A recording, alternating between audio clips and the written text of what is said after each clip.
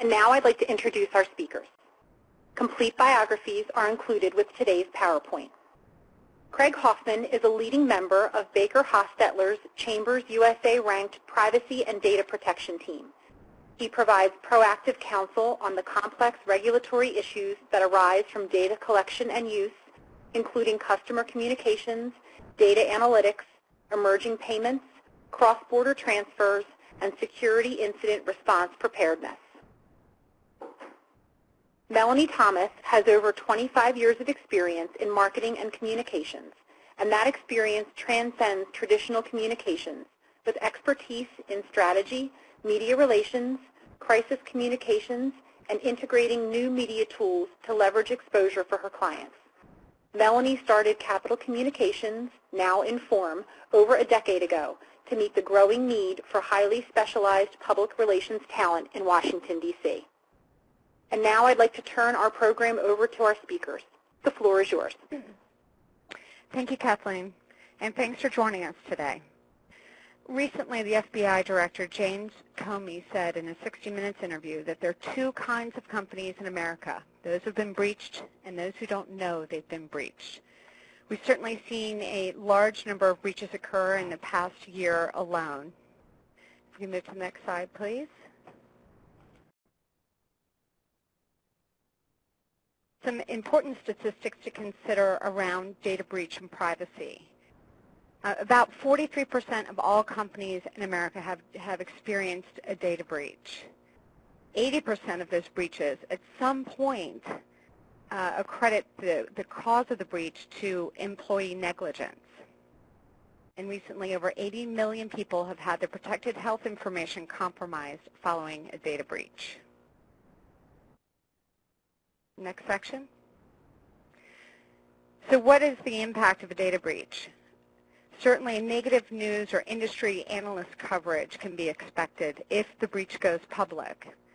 In many of the very public breaches we've seen over the previous 2 years, lawsuits have ensued both on the corporate and the board levels.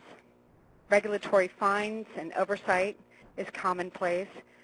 Typically, we'll also see a drop in revenue and lost contracts and partnerships. And in some cases, analyst downgrades. And certainly, we have known some very public breaches where there has been change in the leadership of the company due to the data breach and, as importantly, the data breach response. So ultimately, all of these things result in reputation damage and brand destruction. Next slide. So when companies a few years ago would come to us with a potential security issue, they would often say, help us find a way to show under applicable law that we don't have to provide notice because this is going to affect our reputation, our brand, or cause us to be sued. And now when companies come to us to help them address a security incident, it's almost gone completely the other way. And they say, we need to be fully transparent. That's what our customers expect of us. We need to go out with a message about this incident immediately. And somewhere in the middle of those two extremes is usually the right speed for responding to a security incident. And one of the most effective things companies can do to ensure that they are prepared to handle a security incident is to have a plan in place. And there are two really key parts that having an incident response plan provides to a company. Companies who face a security incident can't undo the fact that they've had an issue, but they can control how they are viewed as responding to the incident. And if they're viewed as responding to the incident well, that goes a long way towards minimizing the potential consequences, protecting their brand, and keeping their customers. And it's hard for any company to have just one or two people be responsible for the overall incident response. You need a team of people who can take care of getting the company through that incident. So when we look at who should be part of that team, it's certainly a mix of internal and external counsel. And then as part of the rest of the internal team, that's what your incident response plan would help you identify. It's almost always going to involve someone from the IT group, the IS group.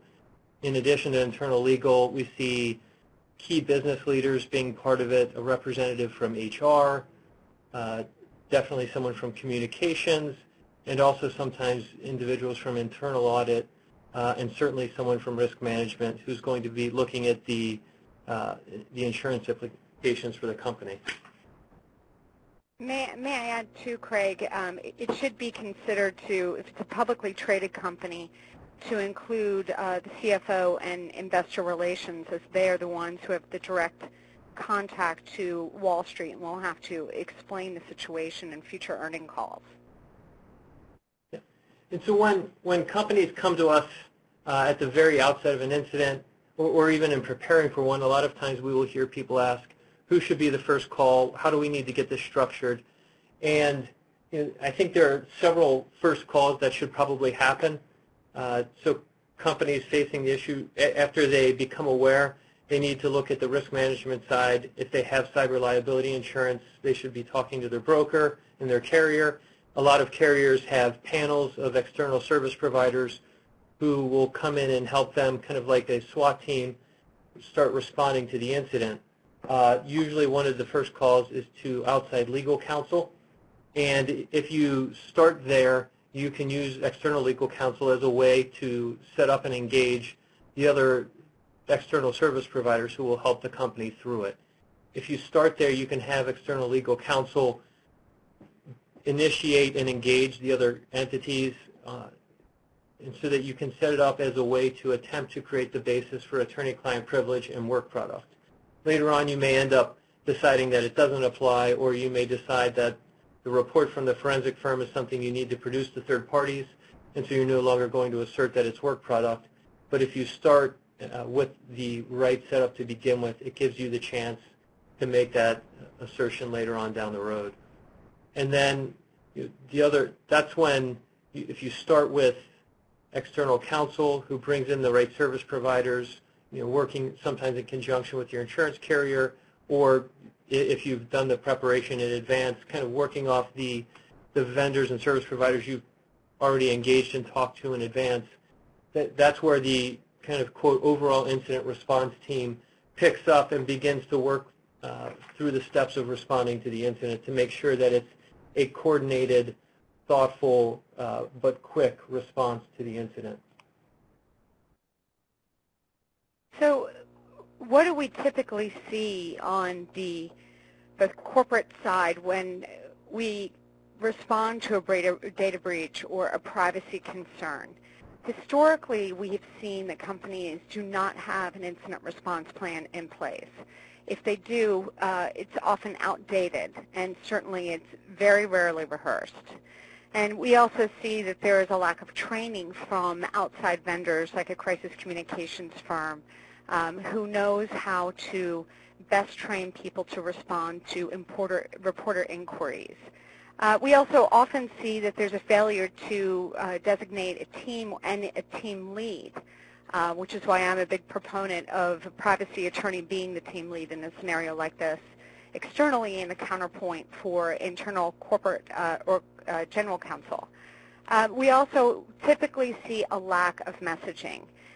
Very often we will get phone calls from a company that's in the middle of a cyber attack or a data breach, and that's when they want to engage on messaging. And that's really the worst time to talk about how we discuss a crisis scenario. I equate it to the house being on fire. I mean, you simply want to get out and get the fire put out.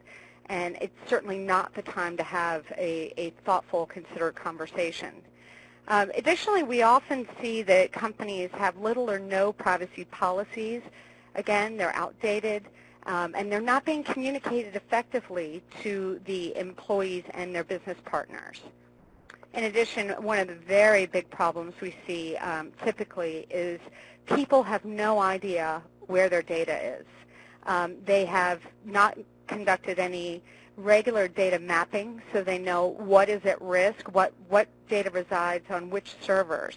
If it's a cyber attack, as an example, your servers may be infiltrated by a nation state or a cyber terrorist group, and they could have access to information. But if you know they're on certain servers but you don't know what information resides on those servers, you're really operating from a deficit. So it's important to have the data collection, the mapping, and to segment your data. And so really this requires integrating your team and having your team work together for a very integrated, thoughtful approach to incident response planning. And if I can, just to illustrate from some past examples how these issues pop up. So companies,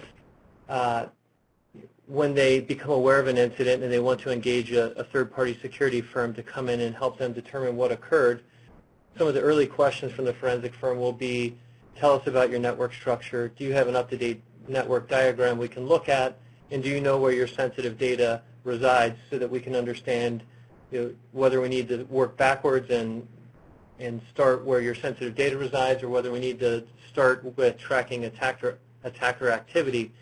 And many times, I'd say more than half of the incidents we work on, the company isn't able to quickly produce a reasonably up-to-date network diagram. They're not often fully aware of where all of their logs are, or if third parties have logs. So not having the ability to help themselves in quickly getting the forensic firm up to speed and building the right statement of work to get on the ground and start helping the company identify the attack is one thing we see. On the messaging side, we often see people work in disparate tracks where you'll have maybe the PR team or the long-time outside PR firm come in and work, and if they don't have experience with crisis communications matters, especially security incidents, they start off preparing messages that the company will never be able to use publicly in a security incident. And then go ahead. Sorry, Craig. No, go ahead. I was just going to say to that point, I was on an incident just in this past month where the company used their brand public relations firm, and the letter that they issued to the public literally had the name of the sheriff's office and his phone number where they could get a copy of a police report, and the sheriff was inundated with thousands of calls to the point where his phone line came down. So it really does sort of support our points that it's important to have a team of specialists to respond to an incident, but to get that team together long before you really need them. And the last example on the old data, we worked with a company who believed an attacker had gained access to 2 million payment cards. We were able to show, after forensic investigation, that the attacker failed to. They used the wrong syntax in the queries and didn't get any payment card data. But along the way, the attacker happened across an old system that was full of HR data for old seasonal employees that had their name and social security number. And so while they were overjoyed at avoiding having to give notice about a lot of potentially stolen payment cards, they then had to deal with whether or not the attacker stumbled across a lot of 10-year-old or even older than that temporary employee applications. So when we talk about the roles of the team and how it works, sometimes external legal counsel we get referred to as the quarterback of the incident response team or the coach for the incident response team. And our approach usually is to come in with a flexible plan. We really need to adapt to the company and its needs and how it operates. It's usually not very effective if we come in and say, we've done hundreds of these incidents, we're going to tell you what you need to do and when you need to do it. Because although there are a lot of similarities across matters, each incident has a different flavor each time. Each company has a different relationship with their clients or customers or other key constituents. And so in our view, in order for us to feel like we've helped the company respond well to the incident, we have to make sure that our approach matches what the company wants and how it interacts with its customers. And so our goal is to come in and make sure we bring in the right external teams to help you through this, including crisis communications, the right forensic firm, the right mail vendor, call center vendor, to make sure that the company is able to get everything it needs done quickly. And on the communications front, choosing the right team is absolutely critical. We believe that it's always the right decision to choose a specialist, a crisis communications firm. These are groups that know how to keep their cool during a crisis. And, you know, they have regular experience with responding to data breaches, cybersecurity attacks, and it's a very technical specialty. When you need it, you absolutely should have the best team in place. Certainly a firm like ours that specializes in data privacy and cybersecurity, I think, works well with a team like Craig's because we have that understanding and respect for the legal and regulatory process that's involved. And it is a very, very detailed work, and to have an understanding of all the different reporting requirements and how to work well with a privacy attorney is important. You really don't want to have a team meet each other during an event because, as I think Craig was just alluding to, if you as a company have a certain way you like to do business, you have certain personalities, you want to make sure that your crisis response team in its totality fits well into your company environment. The other thing that we think is important is a crisis communications firm like a forensics IT firm, notification firm. You know, we're all very adept at fulfilling the requirements of a data breach or cybersecurity attack response. So again, it's the reporting requirements. We know best practices in this space because we follow it very closely. The nuance in the messaging is really critical. It can mean the difference between making it through this crisis with your brand intact or winding up in court. So it's critical that the crisis communications team and the privacy attorney have a good working relationship and a respect for each other and how they do their jobs. And of course, you want a good firm that does media training. I think we've all are very familiar with a 60 Minutes interview where, you know, morally safer busts through the door of a business, and even the most unflappable executives begin to sweat profusely because when you're in a state of crisis, and if you consider, for example, a cybersecurity attack where your networks have literally been hijacked, your company is no longer your own, it's an extremely jarring position to be in. So knowing how to communicate while you rely on the forensics experts to kind of get control back of your networks is a very difficult thing to do, but something that can be media trained. And then, of course, having a close working relationship with the media. If you're in a data breach event and we feel we have to go public with the event, you know, one approach may be to give an exclusive interview to a very high-profile journalist, for example, Gina Chan with the Financial Times or Devlin Barrett with the Wall Street Journal, who we have very good relationships with.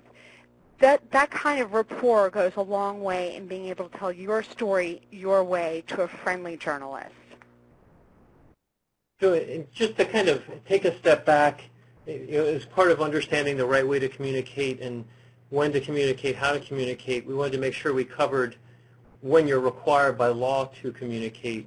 So many people are probably familiar with state breach notification laws and the notification obligations under HIPAA and HITECH, and the guidance for financial institutions as well on incident response. And there are a lot of similarities across those obligations. Under state law, the obligation to give notice generally is triggered when an unauthorized person gains access to or acquires personal information. And in every state, personal information is defined as a person's name associated with a driver's license number, financial account number, or social security number. A few states have started to expand that definition to make their laws also apply when medical information or health insurance information is at risk. 2 states have also added online account credentials, so your username and password for your Gmail account or your eBay account. If someone gets unauthorized access to those in plain text, that also falls under the definition of personal information. The obligation to give notice varies across states on timing. Most states say give notice as soon as reasonably possible. One state requires notice within 30 days of discovery. A couple other states require notice within 45 days. Under HIPAA, you have 60 days to give notice.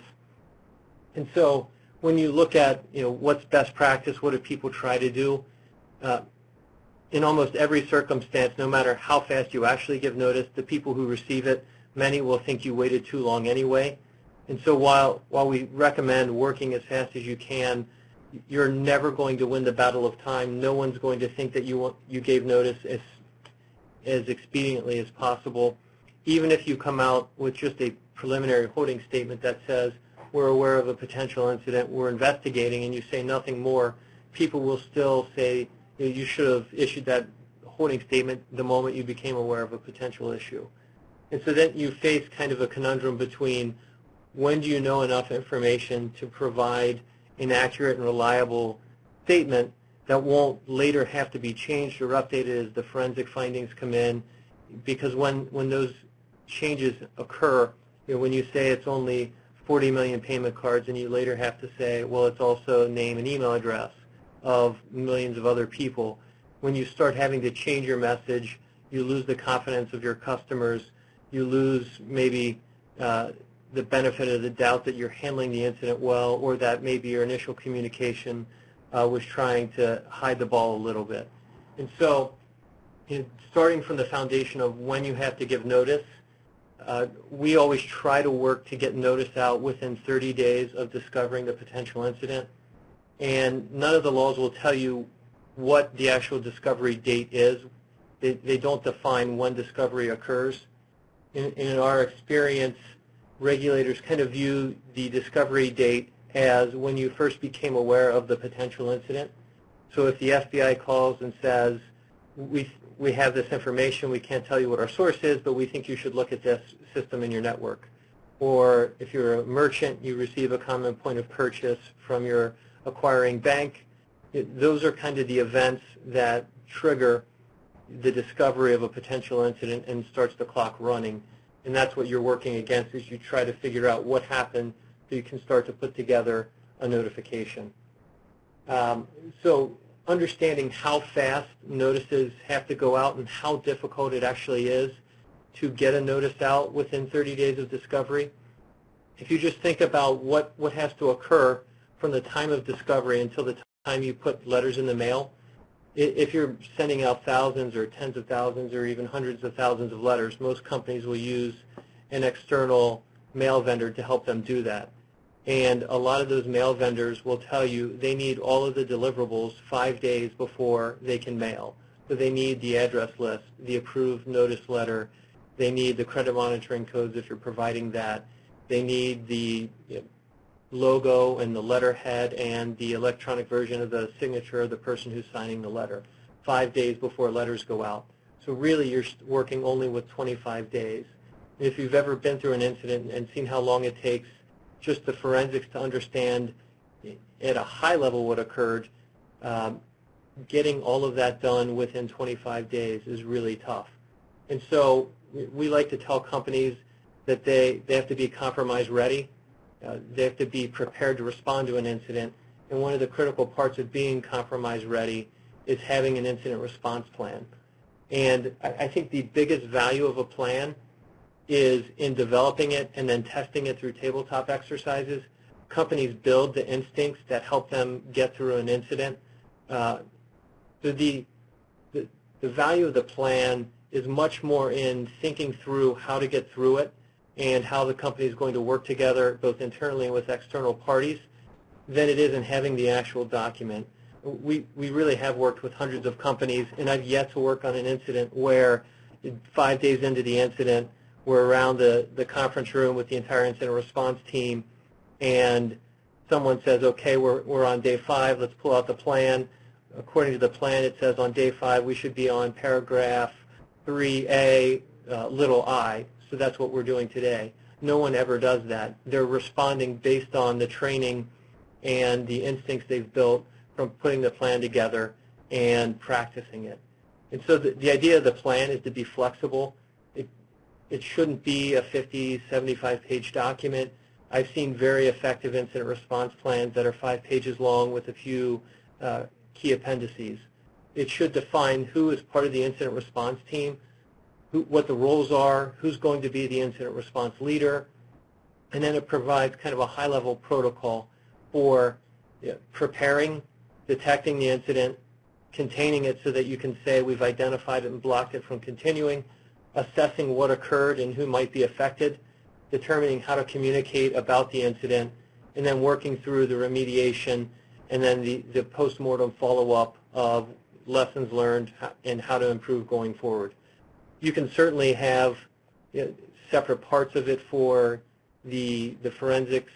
You can have the IT and IS team build playbooks or run books that define for different types of incidents how they're going to respond. If it's a malware infection, this is the steps the IT team will take.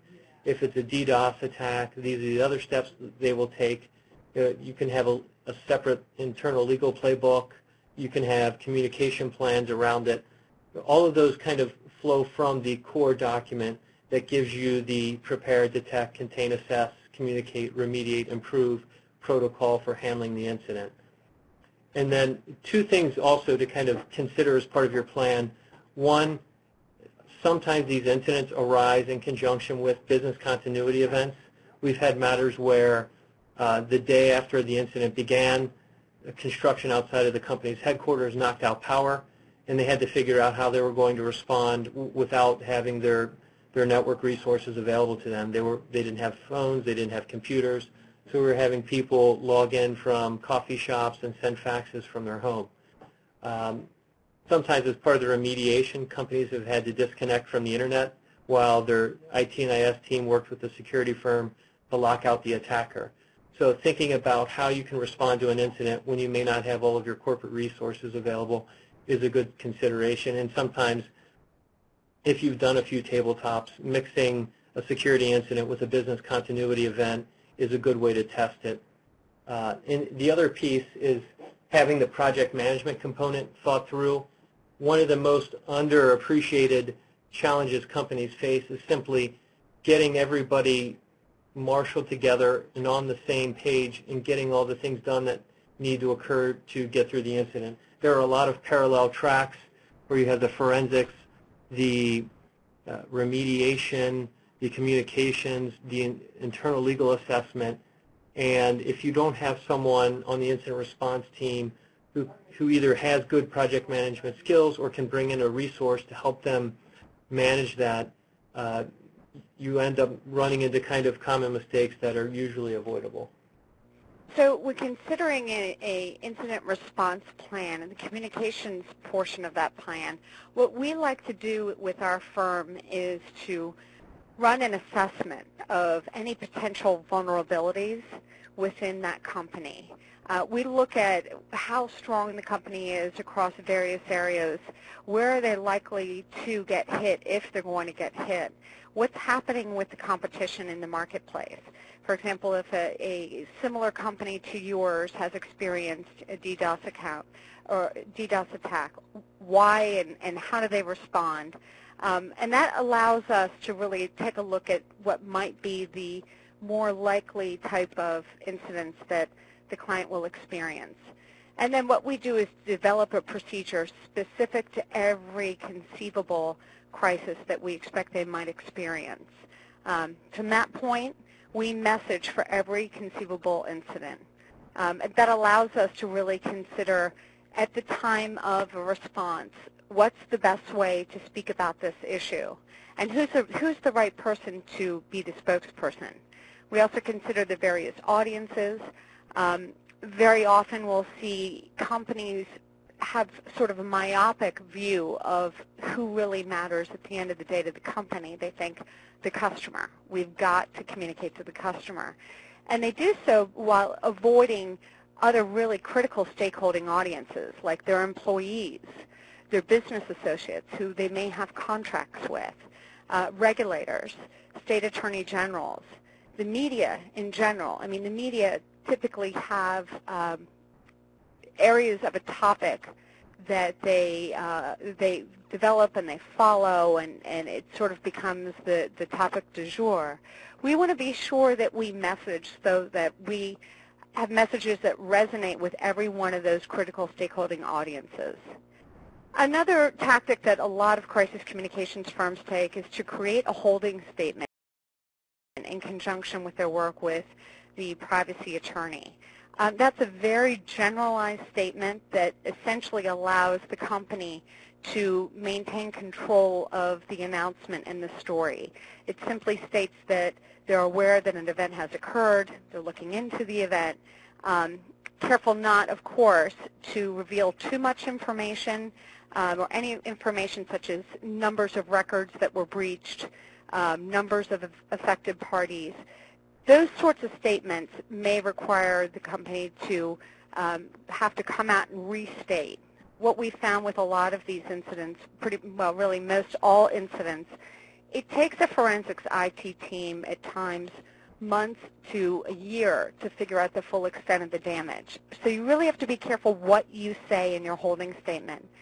In addition to that, of course, the standard crisis communications response is a press release, which is generated both with Privacy Counsel and in-house corporate communications. We also like to generate a frequently asked question sheet. So we run sort of the gamut of any possible question that the company might expect to hear from reporters, and then a question and answer document as well. Additionally to that, we media train the spokesperson, who I usually like to appoint the CEO as the spokesperson. I don't like to see the public relations person, excuse me, whether that's the in-house corporate communications person or a PR crisis communications person, speak on behalf of the company in an official capacity. I also think it's detrimental to the company to have an attorney speak on their behalf. As a former journalist, I will tell you, every time I've seen an attorney represent a company before the press, I think that the company has lawyered up because there's more to the story.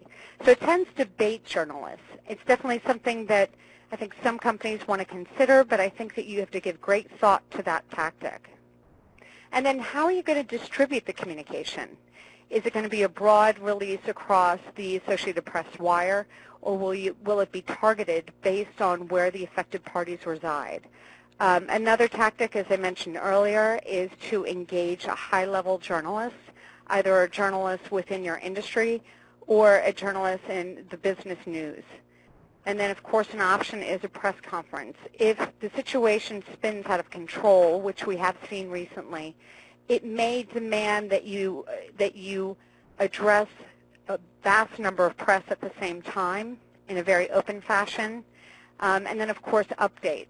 It's important that you engage people and send the message that this is something that you are handling and that you value their opinion and the trust that they put in your company.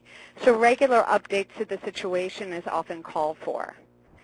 And then two areas that are often overlooked is social media and search engine optimization. So long before you have an incident, it's important that you have a social media assessment program in place so you know what people, customers, business partners, even competitors are saying about your company. And that way you can also monitor if the story is leaked by an insider to social media, which happens very often. You'll be aware of it quickly and you're able to respond quickly. And of course, search engine optimization allows you to control where your response and your messaging falls in the Google list. So you want to be sure that you have your messages appearing as high up as possible so they're more visible than any kind of negative coverage.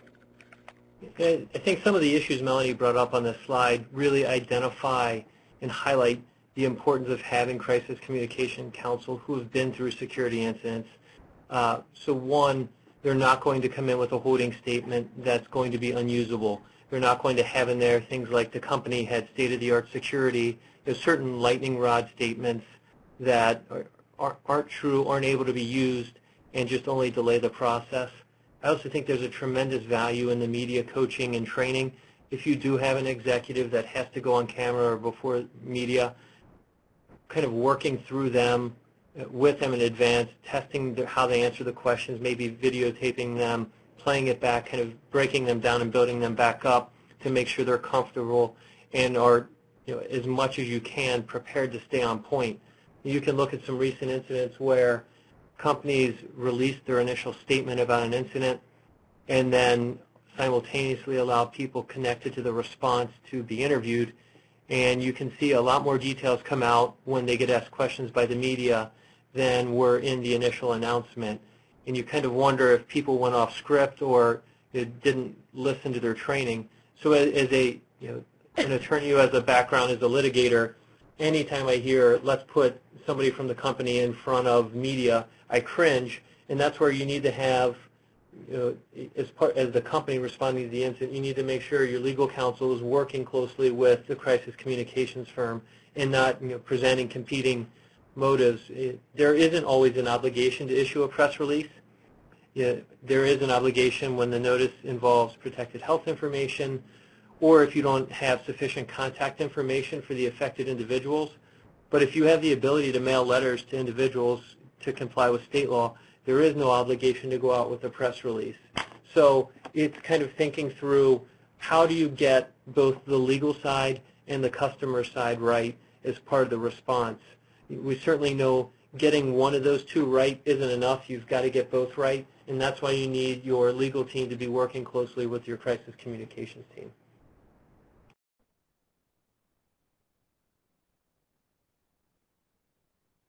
So some of the lessons learned we've taken away from matters where we've helped companies is that, again, it's really tough to win the battle of time, and there's not always a bright line rule that tells you when you should go out with your first message. When we work with companies to do tabletops and prepare for responding to security incidents, that's one of the most common questions we get. When do we need to give notice? When do we know is the right time? And sometimes, unfortunately, you don't have a choice. Third parties are aware of the issue and they're breaking the story. You might be getting a call from Brian Krebs, a blogger at Krebs on Security, saying, I'm aware of an issue affecting you. I'm about to go live with a new story on it. Do you have any comment? I'm on a deadline at 5 o'clock today. Which I always think is funny when he tells us that, because he works for himself, so he's creating his own deadline. But that kind of scenario doesn't leave you much time to respond, and maybe the best message is not to say anything, just to work on your incident response and start figuring out what occurred. So a while ago, before it was more common to have the incidents broken by third parties, we would try to get to a place where at a minimum the company could say, we identified the issue, we've blocked it from continuing, here's what we're doing to make sure it doesn't happen again. And that's really what people want to know about an incident. They want to know the answer to really 4 key questions. And if you can answer those questions in your initial communication, you go a long way towards getting viewed as handling it well. And the questions people want to know are really simple. What happened? How did it happen? What are you doing to protect them from the incident? And what are you doing to make sure it doesn't happen again? And if you're in the position to answer those questions in your messaging, you are more likely to satisfy the questions people had, have them look at it. They're not going to be happy about it, but you're not leaving them wondering about what's going on. So and as I mentioned before, it's hard to do that. It's hard to get to a point where you can answer those 4 questions inside of 30 days. And so companies sometimes do make tough decisions. They might have a 10Q deadline coming up for reporting to the SEC, and they don't like the idea of not including something about a very significant event, but it's early and they're not really sure what happened. So sometimes there are external factors that really influence when and how you communicate about an incident. This is also sometimes where you'll see legal maybe defer a little bit to crisis communications or even challenge who is the messenger. Sometimes you may not want the CEO to be the first person to go out with a message. really, we get asked a lot, who should sign the notification letter? And there's not always a right answer. At a minimum, it should be somebody in the company who has a sufficient position that people who receive the letter will view the company as taking it seriously. Certainly no one's going to use the janitor to sign the letter, but you also don't need the CEO to sign every letter. It may not be an event that rises to the level where you need the CEO.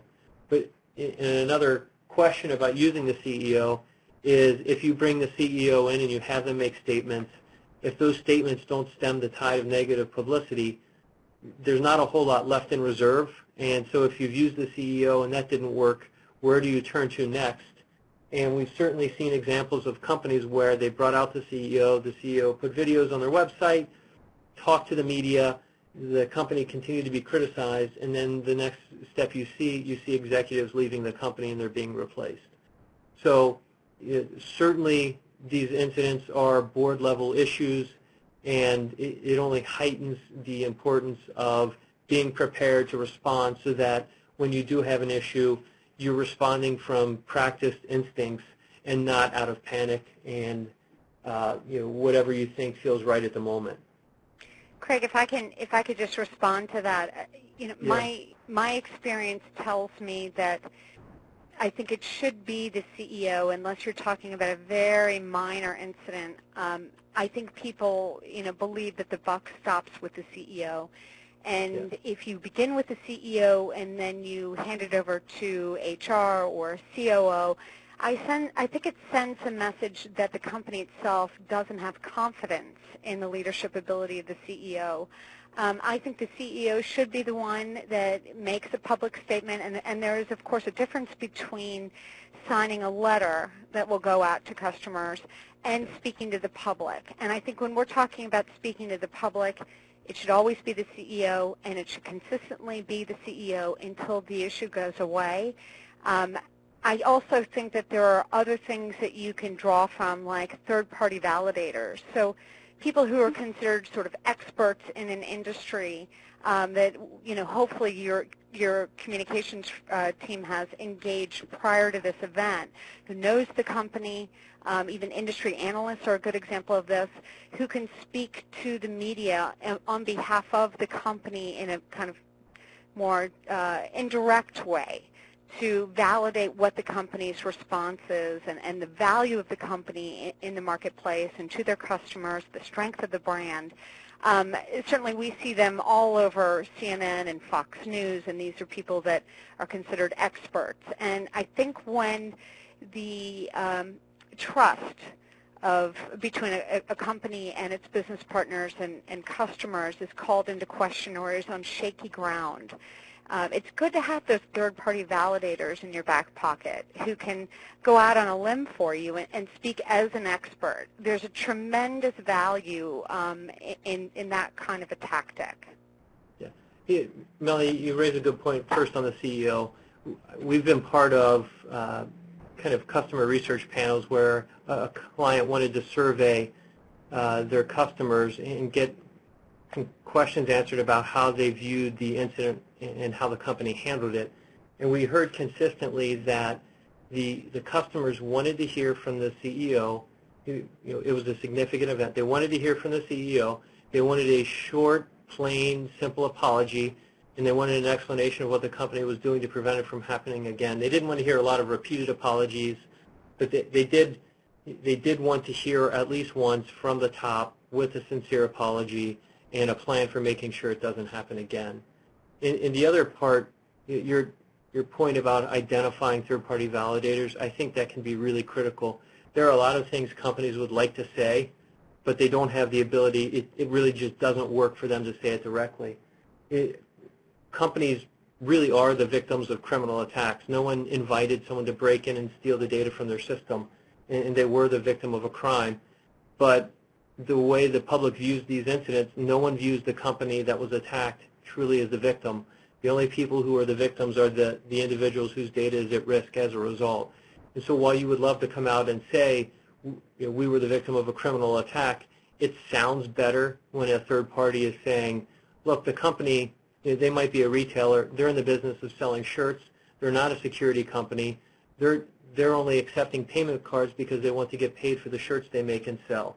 And they shouldn't have to be in the business of being a security company like a defense contractor might be.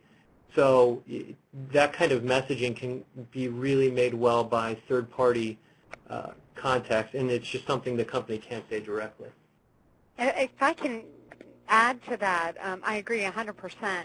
I mean, certainly with the Sony breach, I think that was kind of a crash course for the American consumer and news-consuming public, for that matter, on just how sophisticated some of these attackers are.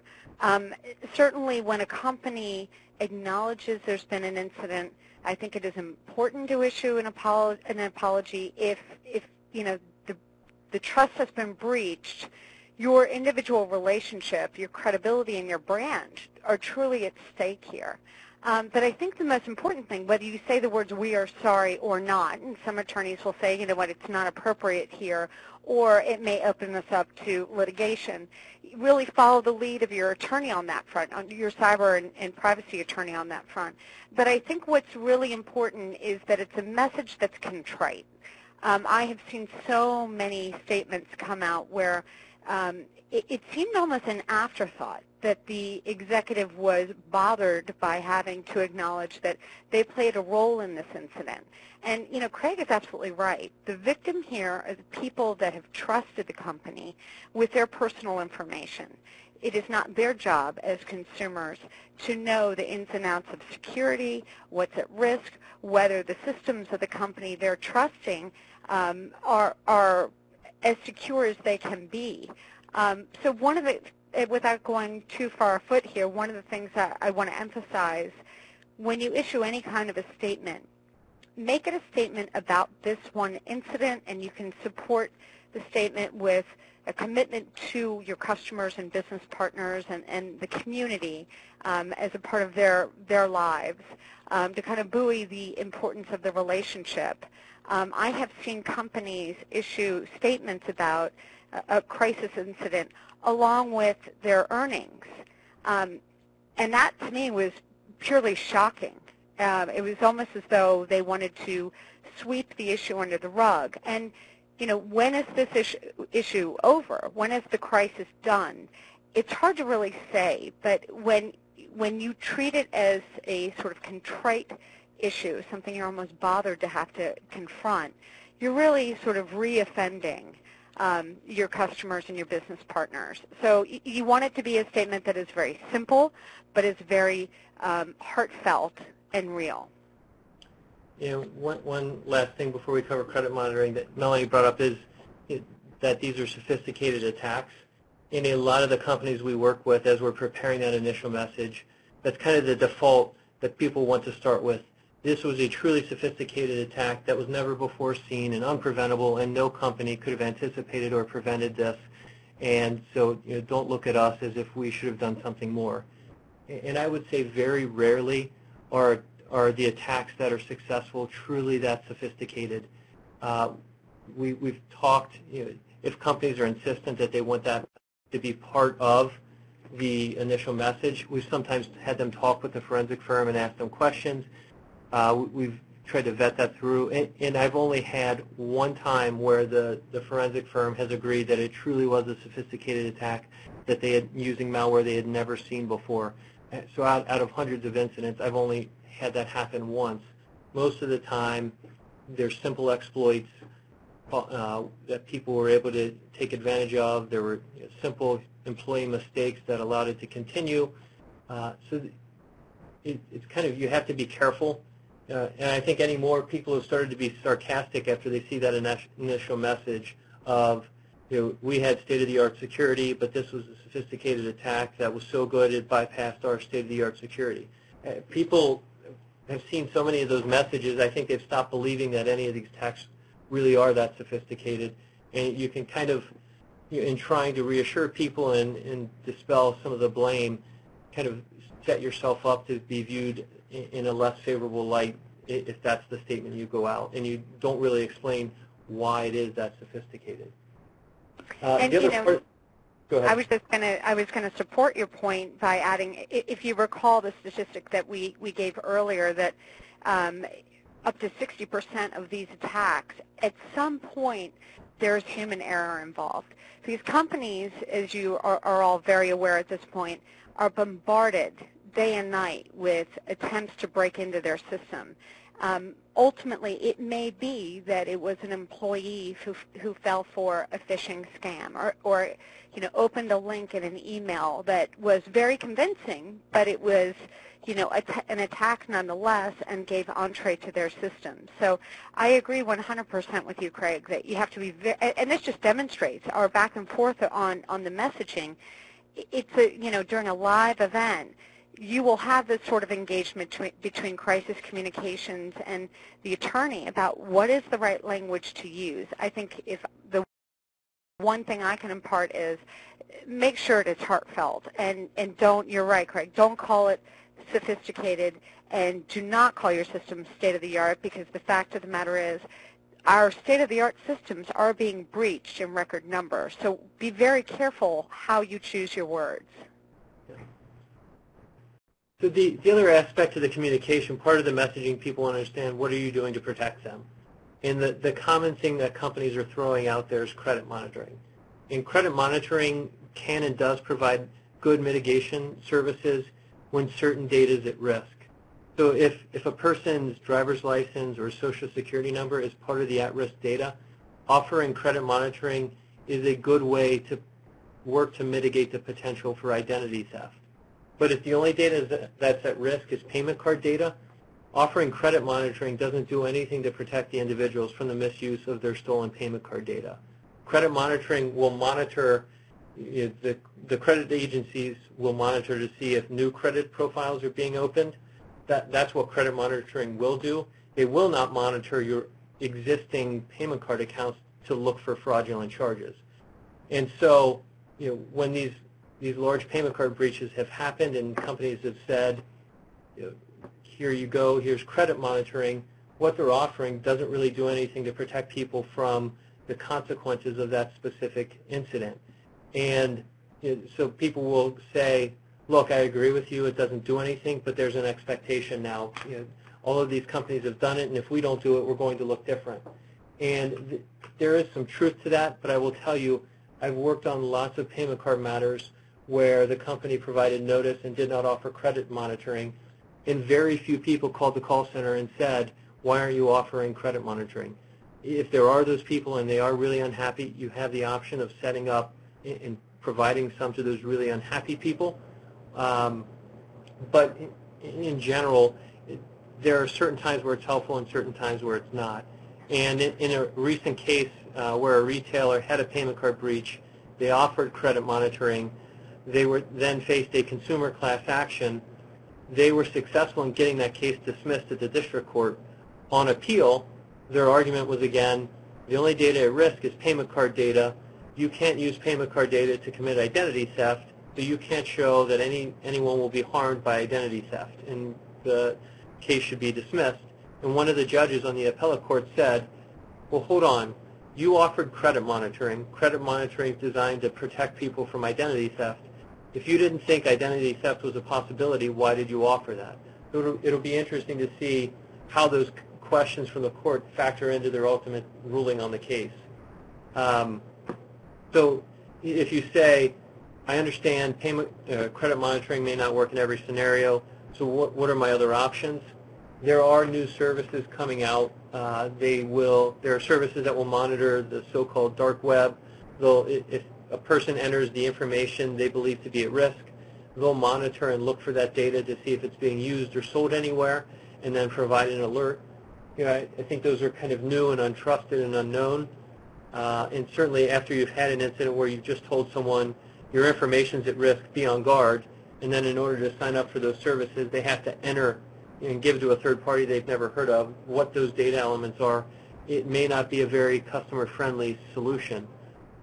Another option is for the company to set up kind of an internal claims program through the call center, have your call operators trained to listen for and find people who can identify some actual harm, some economic loss, some expense they incurred that they can tie to the incident.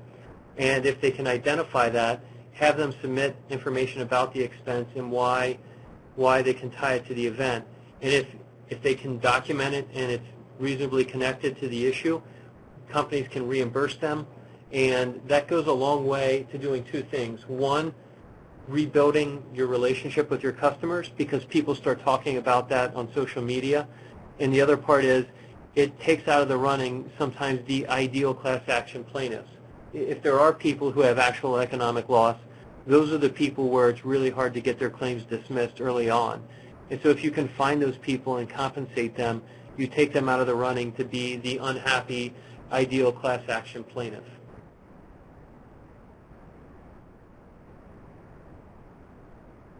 Great points.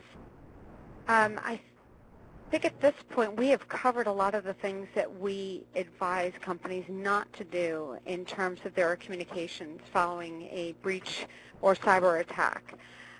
Just to very quickly go over a couple of these again, you've already heard them, but don't speak too early or make definitive statements about the extent of the damage of your incident before you truly know the extent of the damage. And again, just to support what Craig has said, and I think I also said as well, it can take months for a good forensics firm to really find out exactly what's been compromised and what's been exfiltrated, which is another critical question in your response.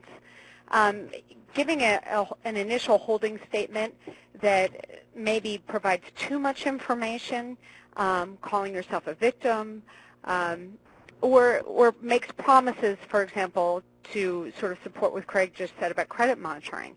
If that's not the right course of action, don't offer it. The worst thing that your company can do is to have to reissue a statement. It looks as though you're not on top of the situation. And when a crisis is afoot, the one thing that customers will find unforgivable is if you lose control of the situation. Also, again, don't fall victim to saying too much. When you're in the middle of a crisis, you want to fix everything as quickly as you can. And you want to explain away how you've found yourself in the position you're in and defend your company. That's completely natural. But it's a reaction, and that's precisely why you should have a good data privacy attorney and a good crisis communications specialist to work with you on this messaging and train you so that you are measured in your response and very thoughtful. Also, just don't assume that because a reporter calls that you have to take the call. You certainly don't have to do that, but you have to be also very thoughtful about who you speak with and how you respond. You can certainly respond with a canned comment that, you're not prepared to make a statement at this time, it's too early to make a statement at this time, you're assessing the situation. There are all manners to phrase that response. So don't feel like you have to give a response. But if Brian Krebs calls, certainly call a really good crisis communications person, because there are some reporters out there that really know their cybersecurity and really know their data privacy, reporters from the Wall Street Journal and the Washington Post and the Financial Times. And we're seeing an increasing number of great journalists from highly respected news outlets asked to make cyber and data privacy their beat because it's exciting. And there is certainly a lot going on. So be careful about who you talk to and what you say. Rely on a specialist, particularly when it comes to media engagement. And, of course, don't over-apologize, as I think Craig already spoke to and probably should speak again to the words, "I'm sorry." There are a lot of implications to your statement, both how you engage your customers and what is the message that you're sending to them when you say that you're sorry or that you have been at fault. And then, of course, in the court of law, that has a far greater implication. So rely on your data privacy attorney to guide you in that respect. And then calling yourself a victim, we've already said, is it never really works out well. Even if you have had good systems in place, you have an incident response plan. Let's say it is an extremely sophisticated attacker, as in the case of the Sony breach. it does not behoove you to call yourself a victim. Remember that the only victim in this case are the innocent people that have shared their personal information with you. It's not their job to protect their own information once they've opened that door with a company. So it really falls on you to protect the information to your best ability. And then Craig also said it before, we've talked about this, your security measures. And I think also, legally, when you say that we've had the best security measures in place, that's certainly subjective, and you can almost hear in cross-examination a security expert up on the stand really splicing that statement apart and poking holes in it. So you have to be so careful in how you talk about the measures that you had in place. And then, of course, don't ignore regulators. I'll also add to that, don't ignore reporters. From my vantage point, when people are calling who want clarity, I think you should respond, but respond on your terms. But certainly don't ever ignore the phone calls, because that just begets more interest. Yeah, really, you could replace don't ignore regulators with don't ignore any of your critical constituents. So if you're a covered entity and you have hundreds or thousands of business associates and you have a very large incident, if you go out with an initial message that says we've just had a big issue and you haven't planned for or haven't had time to put in place a communication to the affected business associates who then have to determine what they need to tell their employees, you're not doing something that helps your affected constituents, and they can resent that. So it's, for regulators, there are some states where there is an obligation to notify the state attorney general shortly before or at the time you're making a notification. Some you have to give notice to before you even give notice to affected individuals. And I don't think companies really benefit from hiding that or being afraid to engage with them. In many ways, whatever happened will become public, and they will find out about it. And sometimes the way things get reported, they don't get reported accurately, and there can be an advantage to engaging with the key regulators who have authority over that matter ahead of time. Simply, even in states where there may not be an obligation to notify the state attorney general, we've gone to that state attorney general in advance of giving notice and said, we're about to make this disclosure. Here's a copy of the notification we're going to send out. We wanted you to be aware of it. Let us know if you have any questions. And the companies certainly don't want to invite an investigation, but they also don't want to surprise someone. I think there's a difference between a news story that says, this company X just disclosed an incident. We called the state attorney general for comment. The state attorney general said they weren't aware of it. They just got notice, and they're investigating, as opposed to company X just disclosed an incident. They go to the attorney general for comment. The attorney general says they're aware of the incident. The company shared with them in advance what their message was, and the company is cooperating with the attorney general's inquiry. So that can go a long way in how companies are viewed, both by the regulators and by the affected individuals and other interested parties. So the other logistical things, you can look, if you ever have a free hour, go to the California Attorney General's website and look at the different notification letters that are posted there. And you can see a lot of good and bad examples of what companies have done in communicating these messages. You can see examples where companies have said, we attempted to notify you, but we mailed the letter to the wrong person. So now we then remailed a letter to the wrong person, told them they weren't affected, and we're now mailing a letter to you because you were affected. Sorry that happened. You can see messages where people, and I frankly have no idea why they would put this in their notice letter. They said, we were made aware of a potential issue. We conducted an internal investigation, didn't find anything. Then more people told us we might have an issue. We brought in a third party. They finally found the issue, and it went back to when we first started investigating. You can also see good examples of people messaging in a short, plain way what occurred, what information's at risk, what the company's doing to make sure it doesn't happen again, and talking about proactive steps individuals can take to protect themselves. And so that kind of messaging, if it's a large event, for example, if more than 500 residents of California are affected, the way you notify the California Attorney General of the incident is you upload your notification letter to their website, which then immediately posts it. And there are bloggers who will go to those sites every day and update their site with whatever the new breach is. So even if your incident isn't a large matter and you're not issuing a press release about it, there's still a likelihood of getting some media coverage by it. And so you can't assume that no one's going to find out about it or it's not going to hit the light of the public. Couldn't agree more. So what happens after the crisis is over? One of the things that we do at Inform is we like to emphasize the work necessary to be prepared in the incident response preparedness training, and then the response, of course. But then post-crisis, we like to recommend a reputation management campaign. And even if you feel that maybe the incident doesn't rise to the level of highly visible or having gained a tremendous amount of media attention, you're going to have a need within your organization to move beyond the incident. And what we like to do is work with companies to determine what their messaging is. So after the event is over, how do we talk about what's happened?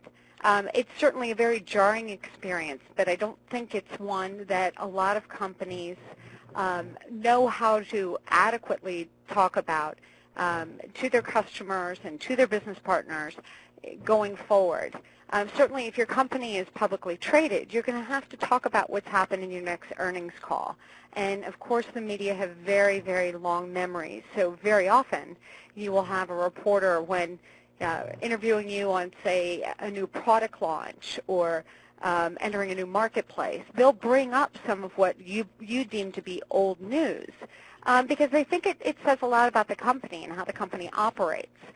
People know enough about data breach and cybersecurity attacks to have what they believe is a pretty critical eye. So we think it's important that you learn to message post-crisis as well, and you get your people trained on how to talk about that. And in your people, it is, of course, your incident response team within the company, but then really messaging all the way down through those teams. So corporate communications knows how to speak about it, the marketing team, the branding team, HR, the financial team, so your CFO and your IR person there. All of these people, customer service, everyone needs to have sort of a recap of how the experience went and how you're going to improve going forward. Because keep in mind, every single person who works for that company or who works for a business partner and their employees, for example, or suppliers, these are all potential third-party validators. These are all potential spokespeople for the company. And they're talking about the issue to their clients, maybe their customers, or their neighbors, or friends, or within industry association groups that they are members. You want to make sure everyone knows how to speak about it in the best light. And then, of course, internal communications is really key. Very often we see companies post-crisis are left just sort of staring at each other, dumbstruck. It is an extremely uncomfortable situation to go through. They don't really know how to talk about it.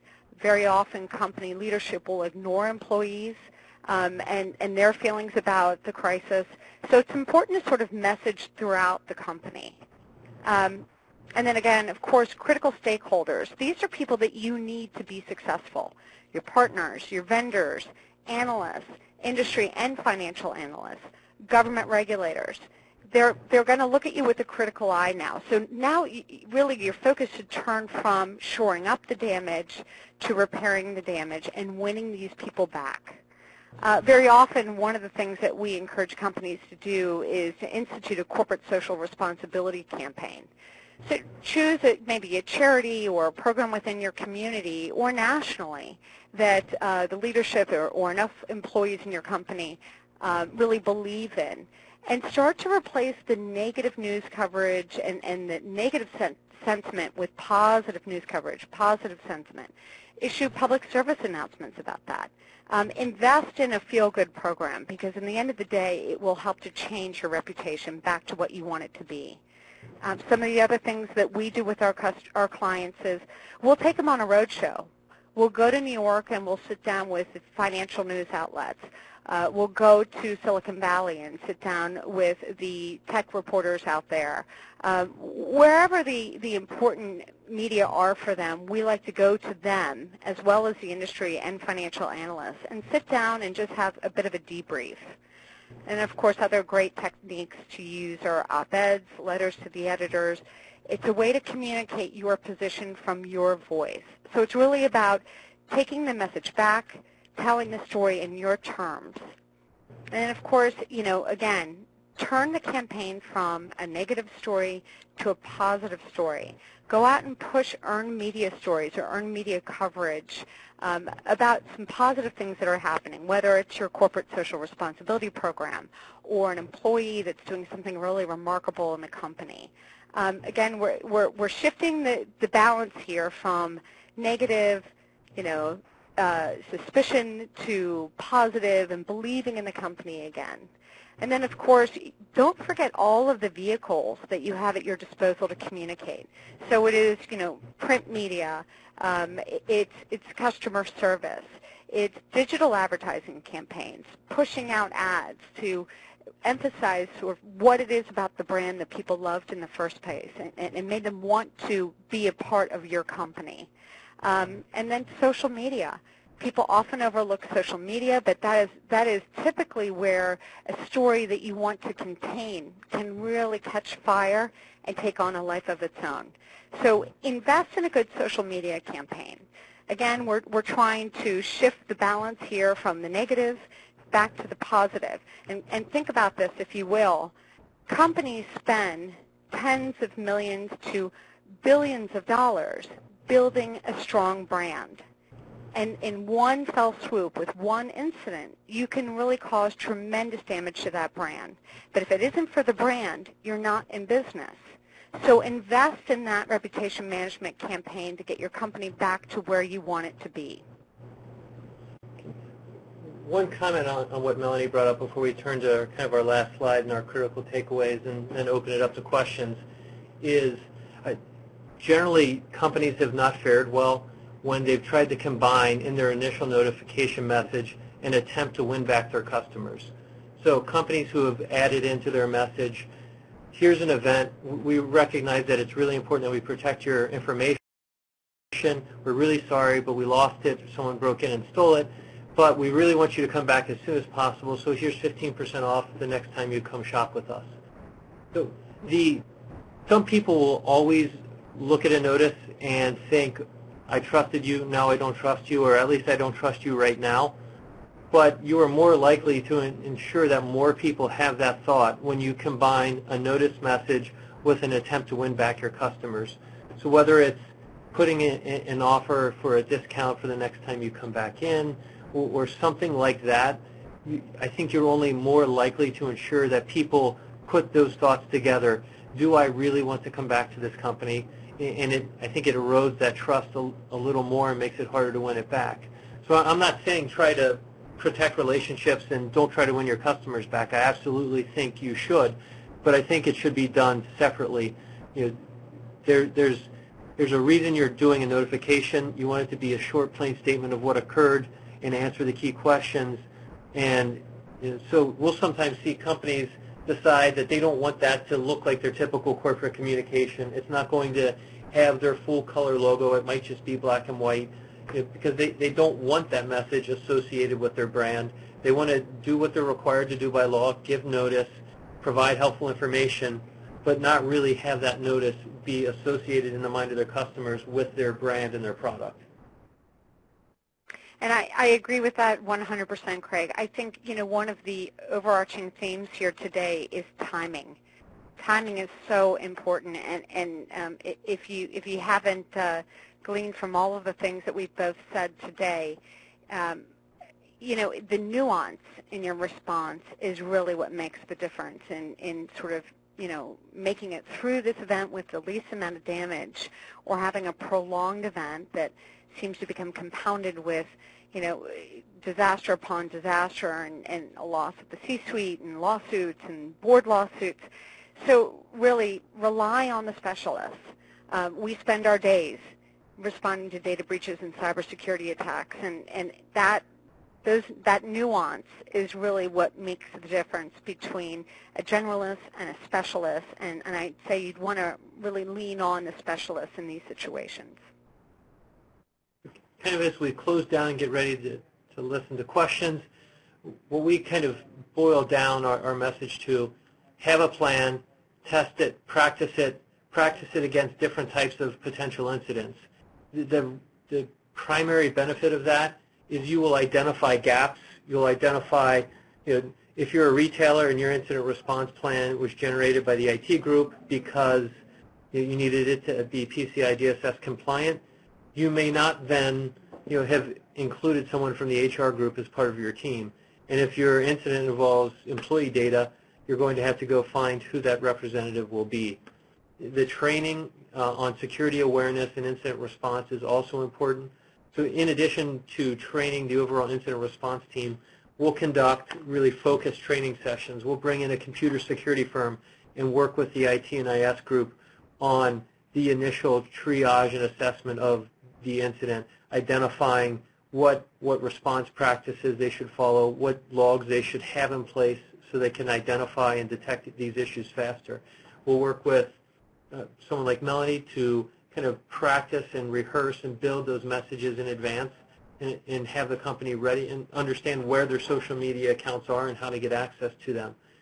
And so that relationship building with your external legal provider, your crisis communication provider, your forensic team, your mail and call center, just takes some of the logistical problems out of the way and helps you ensure that you have a more collaborative, coordinated response. And last, the message, it has to be the same consistent, clear message wherever you put it out. You can't have a press release go up on your website and then let people be interviewed and they say something different. You can't have a different message on your website than you put on social media. Your call center operators need to be working off the same script as well. If people go to different places and get different messages, they start to lose confidence that the company understands what it's doing. And may I just add to support that last point, we often will see that members of the company will sort of go off script and speak out of turn. It's really important that you communicate to all the employees within the company that no one is permitted to speak on this issue except for the designated spokesperson. You know, if you're not trained in media relations and how to be interviewed, you won't realize that the slightest fragment of a sentence could lead to a question that could devastate your entire strategy and your response plan. And, you know, remember that if you're in line at the supermarket, the person behind you could be a reporter, or the person behind you could be a competitor, someone who works for the competitor. So make sure it's clearly understood that there is only one spokesperson, an official spokesperson for that company, and they need to be highly trained.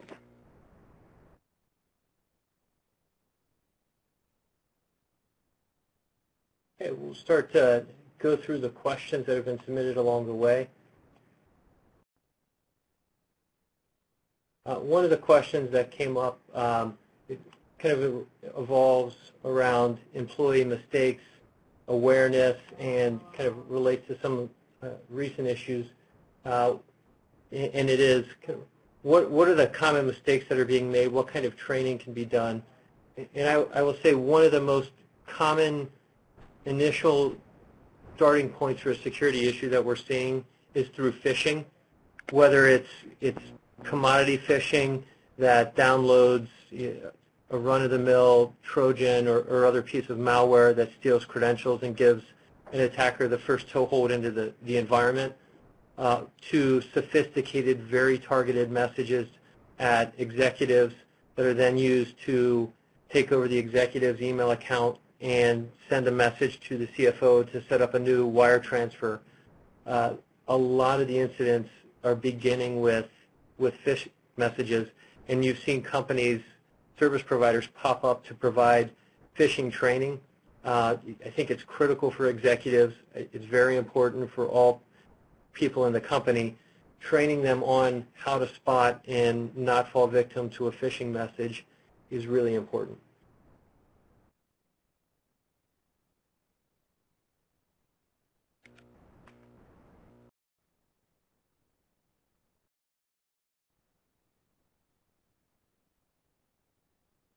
Another question, and Melanie, this might be great for you to take. Would you explain the holding statement, who issues it, what's the purpose, and generally what's included in a holding statement? The holding statement is a very brief general statement that's issued by the company, typically posted on the company's website and through social media channels. What it does is allows you to acknowledge that an incident has occurred and to communicate that you are handling the incident, you're in control of the story. Ultimately, if that's one thing I can sort of leave with everyone, you want to be in control of telling your story your way. So the holding statement really buys time and allows you to acknowledge that something has occurred. And really, you only need a holding statement if you feel you need to go public. Don't feel that you should push out a holding statement if you're not going to have to report or notify any of your customers. Then you're begging further engagement with the press and with regulators and with your customers. So typically in a holding statement, it will say that, you know, an event, a data breach has occurred. We take this matter very seriously. We are working with a forensics firm to assess the extent of the damage of this incident. We will respond with further information, and sometimes people will say, you know, within 72 hours or soon. Again, here, timing is an issue. You want to be careful that you don't overpromise. But again, that's sort of generally what's in the holding statement. It should never include the number of records breached. We've seen that happen, and that really will require you to have to reissue a statement or correct your statement, and then the story really starts to spin out of control at that point. Yeah, I've seen fairly effective holding statements that simply say, we were made aware by a third party of a potential issue. We immediately began an internal investigation. We've engaged a leading computer security firm to help us determine what occurred, and if something did occur, block it from continuing. When we know more accurate and reliable information, we'll make it available. And let me add to that point. I have seen companies essentially borrow holding statements from other companies and other events. You know, every situation, every breach, and every attack is unique. Make sure that your statement is unique and that it is generated with the help of a good privacy attorney and a good crisis communications person. Another question was, if the incident was caused by a company's third-party vendor, how does that affect the messaging? Yeah, I think, and Melanie, I'll let you add in too, I think that's similar to companies are victims of crimes, but they can't really call themselves the victim. I think companies also have to be careful in blaming their vendor too much. In the eyes of the individual whose data is at risk, they view it as a problem caused by the company they gave the data to. So even if it was caused by the vendor, it's still the company's fault because, in the eyes of the affected individual, because they were the one who decided to give it to the vendor. And so you can certainly explain that you engaged a third party and the third party had the issue, but you have to be careful in blaming that third party too much. You also run the risk if you blame the third party and say, you know, they had terrible security, we told them to do something but they ignored it. You can also, you may have legal implications for your ultimate responsibility. You may have an indemnity claim against the vendor, but you may face the initial liability from the affected individual. You can also, sometimes the vendors, depending on the scenario and the type of data, the vendor may be willing to make the notification for you. So again, especially if it's a vendor who does have interaction with the affected individuals, it's natural to come from that vendor. They understand who it is and why that vendor's in contact with them, and it keeps a separation then of the company's brand from the incident. Yeah, everything you just said, Craig, is spot on. I mean, I will just to support your statement. At the end of the day, you don't want to blame a third party, even when a third party may be at blame, because your company chose that vendor, and it's your responsibility to manage that relationship. And contractually, you should have certain security requirements that are in your contracts that you need to ensure your vendor is complying with. So those should be reviewed regularly, by the way, quarterly.